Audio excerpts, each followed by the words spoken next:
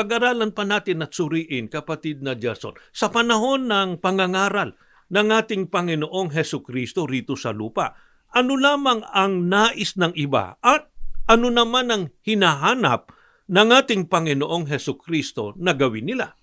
Mga kaibigan, pakinggan po ninyo ang nakatala dito po sa Lucas sa 6:46 hanggang talatang 47. Bakit ninyo ako tinatawag ng Panginoon, Panginoon? Ngunit hindi naman ninyo ginagawa ang sinasabi ko. Ang lumalapit sa akin, nakikinig at nagsasagawa ng aking mga salita. Mga kaibigan, sa panahon po ng ating Panginoong Hesukristo, kung napansin po ninyo, may mga tao na tumatawag po sa Kanya ng Panginoon, Panginoon.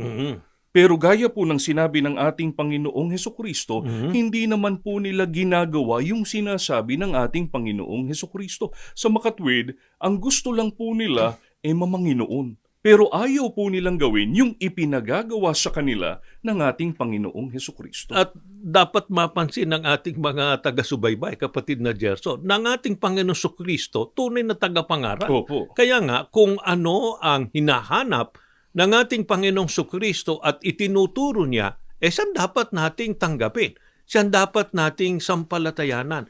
Hindi po masamang tumawag ng Panginoon, Panginoon sa ating Panginoong Hesukristo.